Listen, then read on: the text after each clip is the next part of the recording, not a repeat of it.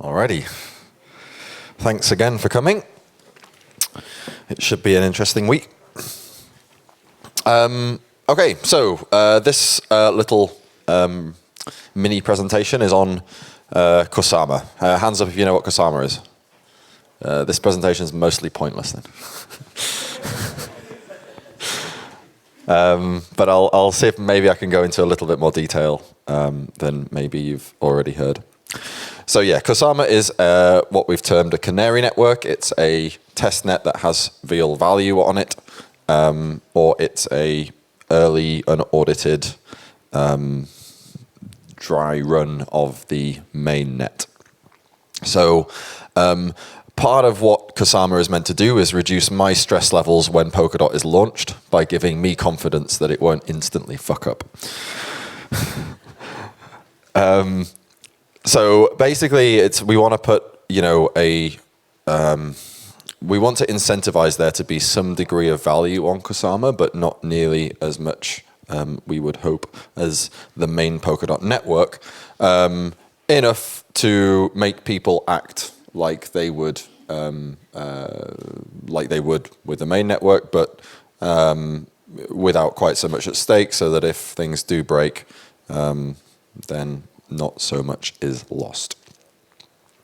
So it's the main point of Kusama is, of course, that it's a sort of mirror copy of Polkadot. It's got the same fundamental capital base. Everyone who has a share of Polkadot will have a same exact share of Kusama, up until the point of Kusama's launch, at least. So after Kusama's launch, of course, there's some number of DOT tokens that are still yet to be assigned. They'll go to the Web3 Foundation for Kusama. So there will be some sort of disjointness, but up until the point of Kusama's launch, they'll be the same. It's not going to evolve into the mainnet. So if there's any, I don't think anyone's confused about this anymore, but in case anyone is, this is not like the beta phase of the mainnet or anything like that. This is like a separate network that doesn't contain any kill switch, that we're not planning on killing. Of course, its governance could decide to sort of terminate itself, kind of suicide the network or something. But that's not really that's not really planned, at least. We do, on the other hand, plan to bridge the two networks. It has its own SS58 version code. It's actually the version index is 2, whereas the mainnet is planned to be 0. So you'll get different addresses with the same public key for Kusama or not. It's supported in subkey. I guess probably. Has anyone here claimed Kusama tokens at all? Has anyone claimed any KSMs, Kusams? Yeah, a few people. Yeah, so you're probably familiar or at least aware of subkey and its ability to manipulate those Kusama keys. We've incentivized. We want to incentivize people to use and value Kusama to some degree. So in that sense, we've reserved 1% of Genesis DOT tokens, real DOT tokens, in order to sort of distribute in some sense to the users of Kusama or stakeholders of Kusama, or people affiliated in some sense with Kusama. We haven't decided exactly how that's going to work yet, but those 100,000 dots will are sort of earmarked for eventual distribution into or onto Kusama. So you can do, we plan, Kusama is like kind of the same as Polkadot, at least at this point. The two will probably evolve a little differently, partly because, they're just launched at different times. So Kusama will be launched very soon, maybe in, hours. I would definitely hope in days. And at that point, it's tech, although it's heavily upgradable, it may be that some of the elements of the consensus algorithm, which is less easy to upgrade, changes before Polkadot's launch, and then the two would be sort of in principle slightly different. But certainly in terms of the runtime, certainly in terms of the higher level functionality, governance, parachains, and so on, they should be fairly in sync. Although Kusama would probably get those upgrades sooner. In principle, with Kusama, you will be able to do things like the proof of stake, so you can practice if you're planning on becoming a validator, then you can practice being a validator on Kusama with some actual real rewards. You can play around with the governance. We can see how the governance works. I hope people do play around with the governance. It would be nice to see what happens with it. It's fairly sort of new. And it will be possible to deploy parachains. How many? I don't know. And it will be eventually, probably in the not too distant future, be able to deploy parathreads as well. And you probably don't know what parathreads are, but I will, if you come back later on today, then I will tell you what they are. Yeah, so a few of you have already claimed your Kusamas. If you do sort of have claims for DOT tokens, then you will have equal claims for Kusama tokens. You don't need to bother claiming them. I mean, you can just leave it. But if you want to, then you can. If you go to the claim.kusama.network, you will find appropriate information on how to claim it. So yeah, there's still a while to go of the final kind of bits of development, security auditing, bug fixing, polish, blah, blah, blah, of Polkadot. So Kusama is very much early stage. Beware. It will probably break. It will almost certainly break in various ways, but hopefully the fixes won't be too difficult for us to make. So it will be a bit chaotic, at least initially. I'm going to talk a little bit more about, there's some links, but I'm going to talk a little bit more about how we're going to roll out with Kusama. Initially, Kusama is going to be a proof of authority network. So there's going to be a few authorities that will be run by the Web3 Foundation. There's not going to be any kind of reward for the foundation for doing this. It's just going to be a run-in period to provide basic state transition functionality for validators to come in and nominators to come in, sort of stake tokens, for people to be able to claim tokens, and for very kind of mundane maintenance tasks like session keys to be set up for potential validators. So basically, it's a period of probably a week, maybe a few weeks, for all of this initial run-in to happen.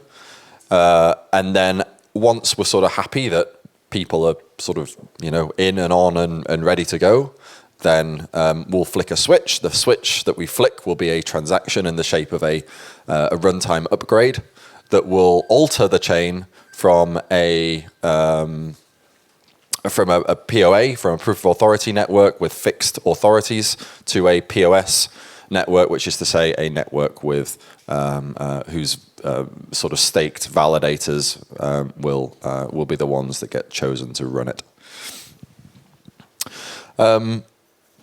At that point, Web3 will not have, so initially Web3 Foundation will have a special key, a sudo key. You probably, if you've done any substrate development, you'll be very well aware of what the sudo module is. Sort of like a module that allows a particular user account to execute privileged functionality, privileged logic.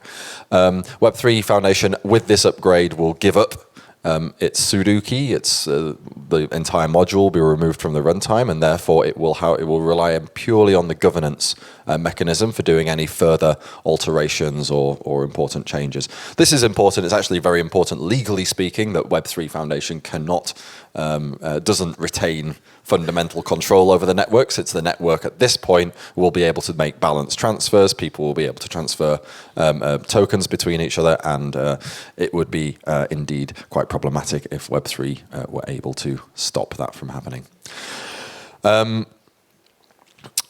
Now, then the question becomes, well, hold on, what's the governance then of Kusama? And this is where it kind of gets more interesting. So Kusama will begin with what I'm terming as a tricameral governance structure. It's sort of tricameral. I'm gonna define it as being tricameral. One of the chambers, the sort of main legislative chamber, which is roughly equivalent to a parliament. So it's at least in the sort of UK British-style means of governance. Basically, it's the bit through which all legislation, all alterations to Kusama's runtime must go. So if we ever want to upgrade Kusama, then this is the body that must approve of that upgrade. And it takes the form of a kind of something like a referendum. It's stake weighted. It's actually lock time weighted as well, based on a logarithm of the lock time. So as you double the period with which you lock your tokens, then you gain an extra sort of vote. That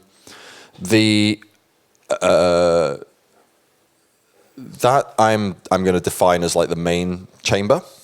There are two additional chambers which are there primarily to aid the practical functionality of the main chamber.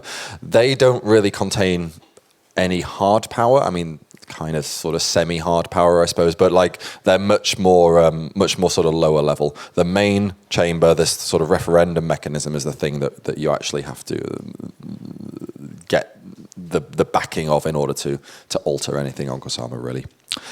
The other two are the council and the technical committee. Now, the council used to be a rotating approval vote. If you've ever seen any of my other presentations about how the Polkadot governance works, then this is probably what I presented.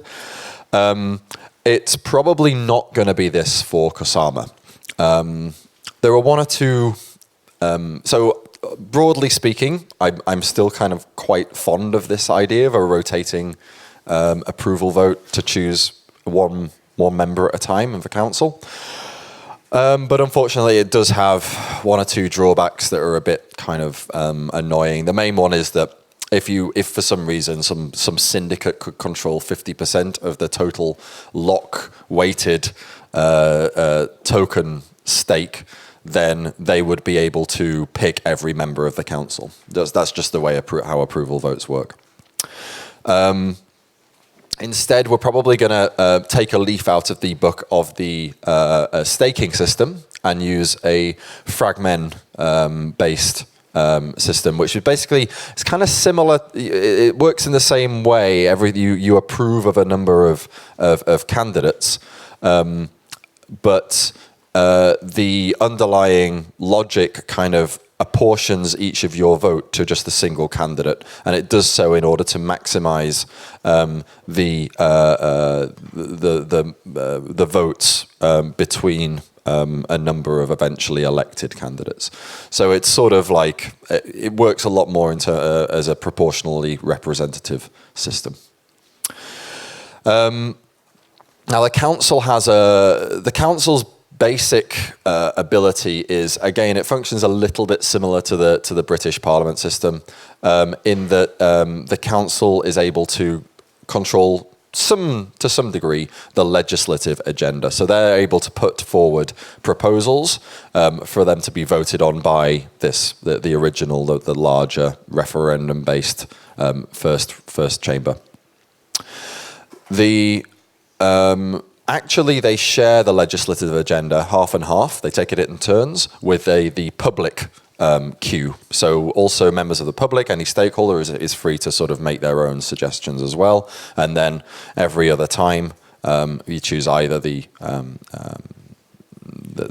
thing that the council wants, the proposal that the council is putting forward, or the proposal from the most backed proposal from the public queue. So that much hasn't really changed from before. Now, the additional thing is the technical committee. Technical committee is composed of the various teams, at the moment just one, that have implemented Polkadot. And either Polkadot or the Polkadot runtime environment.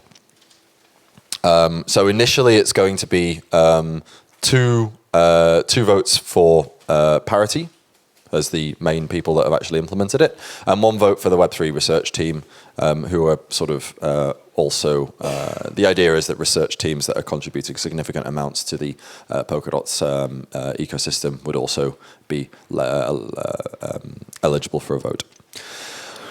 as more teams come in and actually implement the full Polkadot implementation, full Polkadot spec, then they will also be given a vote in this committee. Now, the committee doesn't actually have any real power. They can't propose anything. They don't control the legislative agenda. They don't have any say in whether something is approved or not. The only thing that the technical committee can do is that they can fast forward. They can fast track proposals. So a proposal, if the legislative committee forms a supermajority of approval, they can take what would be normally a council proposal that would normally, I don't know, like take a whole other month to come in, and then there will be a month's voting, and then there would be a month's delay before it was actually enacted. They can fast forward all of this, and they can get it all, I think they can reduce it to something like 3 days. And the idea for this is basically if there's a sort of emergency bug that needs to be fixed, then the council can come along and say, look, council, the technical committee can come along and say, look, council, you need to push this upgrade through, and we are going to back it, and we are going to make sure it goes in very soon indeed.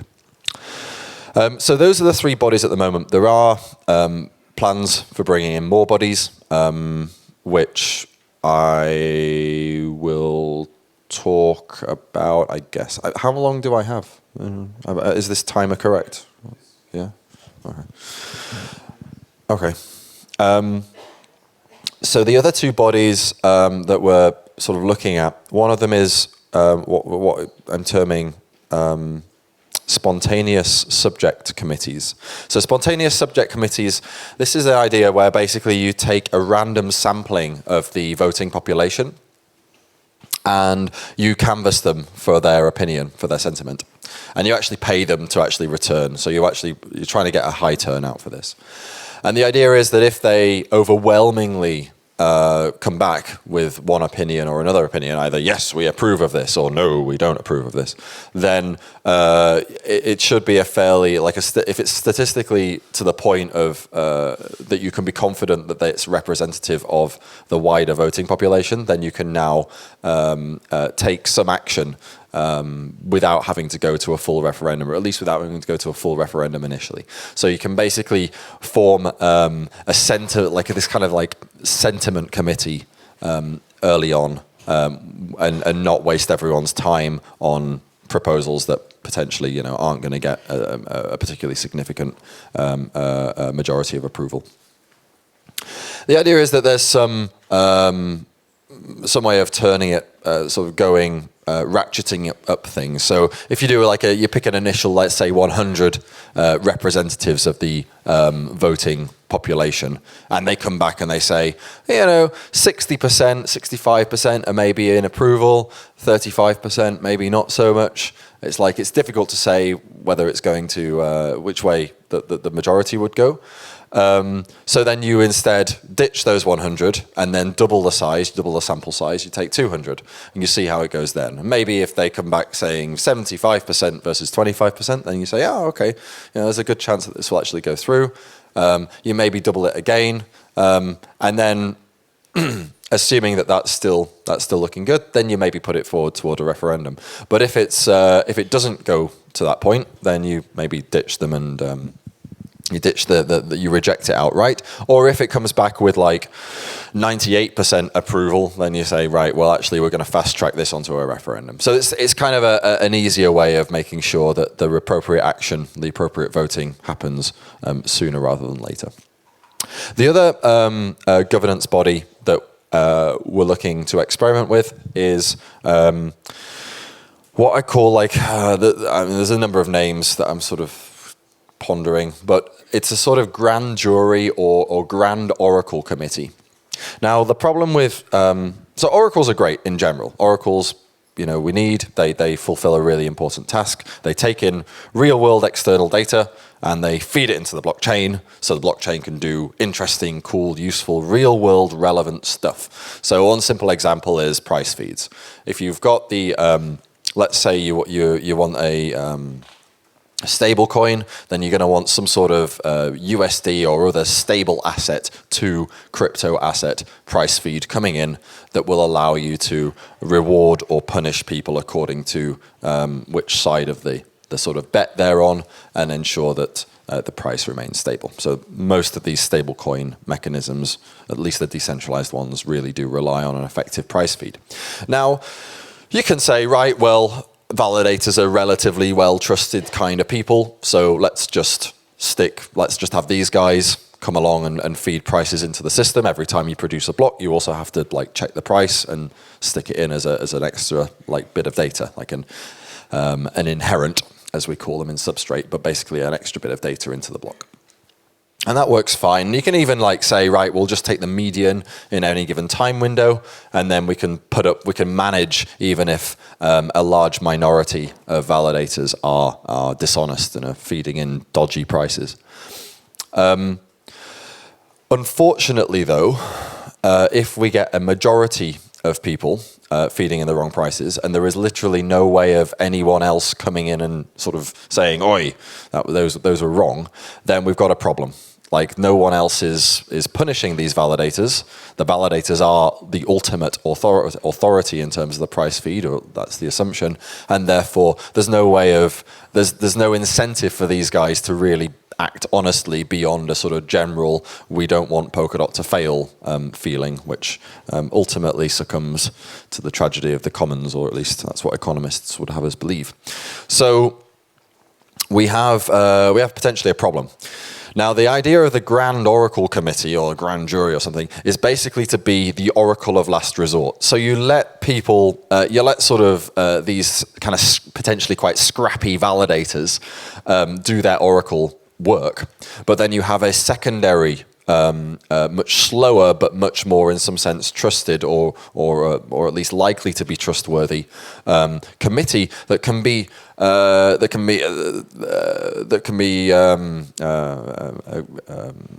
gone to in the case that there's a challenge for the validators providing, invalid data. So someone, if they provide invalid data, basically someone comes along and says, "Hey, this was invalid price feed. You're manipulating the price for your own benefit," and we can go to this sort of jury, and they can sort of say, "Yes, they did," or "No, they didn't." And if they did, then we can make sure that the price never makes it sort of very far, and that at least that the validators get punished and kicked off. Now. And the question is, oh, well, that's great, but what makes these guys any more trustworthy than the validators in the first place? And that's the much harder thing to answer. The Grand Oracle, this idea of there being a Grand Oracles, the first thing is that you can, as long as there's this additional body that's a fundamentally sort of different constitution to the first one, it's a check and a balance, right? So that's the first thing. It's like if you've got two different bodies that have to be paid off, then it's twice as hard, economically speaking, in order to get away with the attack. So that's the first sort of point. The second point is let's try and make sure that this membership is like fundamentally difficult to buy off. So the idea with the Grand Oracles is basically to find people whose professional reputation relies on them being honest, or at least not sort of dishonorable. And one of the ways of doing this is to sort of find professions that have really good internationally recognized ranking systems about, in terms of, how high up in their profession any given person is. Things like, for example, academia, where you have a rating of how many papers you've been cited in, how many major journals you've been cited in. Things perhaps like the legal industry, where as a lawyer, there's how many cases you've won, or how many important cases you've won, how many precedents you've set. And to compose a body politic of these of individuals with the highest ratings that come forward, and that are non-geographically and non-geopolitically aligned with each other. So you can't just buy off a single world region in order to have these guys all vote in one way. Make sure that there's a general disalignment and a general requirement of high degree of reputation, high degree of trustworthiness, and form a body from these guys. And these guys fundamentally are going to be kind of a different class of people to the validators, right? The validators are like, yeah, we run nodes, yeah, we've got people's stake behind us. So buying off both bodies would become appropriately difficult. And then the idea is that this can work not just for trivial things like, price feeds, but also for much more complex things where there is a degree of knowledge required about natural languages. So you can start imagining things like constitutions, where you can set forth a bunch of very objective but still natural language-based statements, and require that these statements be evaluated whenever particular on-chain activity happens. As an example, you might have something like a runtime upgrade, and you might say, right, well, Kusama shall never pass a runtime upgrade which introduces arbitrary balance, or which reduces an account by an arbitrary amount of balance ever. Like, it's like, no, we consider this against the constitution of Kusama. And then it's like, even if somehow you manage to buy off a sufficiently large proportion of the stakeholding community that they actually pass this as a piece of legislation, now I'm going to award myself a ton of Kusama tokens, you would still have to get it past the Oracle committee, the grand jury, who would then say, right, well, objectively speaking, this runtime upgrade actually disobeys one of the Constitution's rules, and therefore we will vote it down. And the idea is, of course, within Kusama, that the token holders still have the ultimate power. They could disband the grand jury or something before they tried to award themselves, but it's still an extra check and a balance. It's still an extra obstacle in the course of people who want to basically remove some of the expectations or go against some of the expectations of Kusama. Okay, so that's the ideas that's the launch of Kusama and some of the ideas surrounding what we will do with governance after the launch.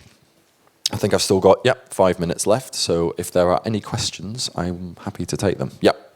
With the constitution you're talking about, is there any way to write from that straight into the code? So, for example, we not have like an actual code check instead of going to a workflow check? So the thing is, you want to suppose one of the things that I want to ensure can happen is, suppose there's a slashing incident, and it's down to it's down to something that is eminently forgivable, right? Maybe there's a major data center outage in Shenzhen or something, right? And like a third of the guys go offline. It's not an attack on the network,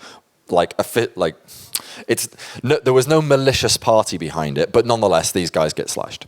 So it's, it would be nice to be able to say, look, we acknowledge that this happened through no fault of your own. It wasn't a malicious activity. We're going to give you back 90% of your slash. We're going to still take 10% because you shouldn't have put all your eggs in one data center, but in principle, we want to reward you some substantial amount. And that should go through governance. Now, if we then had some fundamental code-based law that's no account may ever be increased by more than X or Y or Z, then it's we can't really do that. It would trip up on that kind of thing. Basically, there are some rules that we would like to. I don't know. I think there are some rules that we would like to kind of bake in, or some expectations that we would like to bake into the system, but that are very difficult, if not impossible, to express in terms of code, just because they often deal with the unknown unknowns, right? The things that you can't express directly in code, you can only express in a very general sense. And it's like we could try and design all of these things and say, right, well, there should be a way of reverting a stake or reverting a slash or reverting part of a slash. There should be a way of reverting a transaction, a particular transfer transaction. There should be a way of altering code and stuff. But then it's as soon as you can do things as soon as you can alter code in an arbitrary way in order to fix a previous bug, then it's again very difficult to hold that to any particular rule set. It's kind of like you want to be general and flexible in order to fix anything that comes along, but the more general and flexible you are, the harder it is to insist that there are particular rules governing how general and flexible a thing you're allowed to fix. So you kind of, at the end of the day, it might be that in 5 years' time, we actually have probably what a lot of the sort of web, like all the school web people call like the semantic web, where we could actually start to attach fundamental human semantics onto particular transactions or state transitions. And then maybe we can get a step closer towards having comprehensible constitution-like code. But certainly at the moment, I think it's going to be pretty difficult to implement. Yep. So considering the slashing case you're just talking about, where will the money come from? Given back to the 90%? I think at the moment our slashing goes to the Treasury, so it will probably come back from the Treasury. So that means they can just have this, if they want to give back 90% of this money, they can just take it from the Treasury and hold it back. Well, they couldn't do it automatically, but in principle, if they had the backing of the, active voting Polkadot, Kusama stakeholding community, then sure. And I think it's not unreasonable to set expectations that, look, the point of slashing is to protect the network. It's not to be, to raise funds or to be just to punish people arbitrarily. And so if a slash happens that, really wasn't maliciously, it was obviously not a maliciously intended, then it's perfectly reasonable, and it's, I think, also expected that the governance should step in and say, look, fair enough. We don't want to... Polkadot or Kusama is not going to be a success if people feel that they're, for not doing anything wrong are going to get punished. Yeah, that's not going to make a great network. So it should be up to the governance, and it should really be up to the community to step forward and say, we want to make... a just network. We want to make an effective. We want slashing to be effective. We want it to be an effective disincentivization for behaving maliciously, but similarly an effective incentivization for behaving honestly. And if you feel that you can behave honestly and still get slashed, then that's problematic. So we need to make sure that that's not the case. Cool, I think I'm at the end now. So my next talk will be on parathreads. I'm not sure when it is, either before or after. 1:45, so in an hour or something, I suppose. Cool, thank you.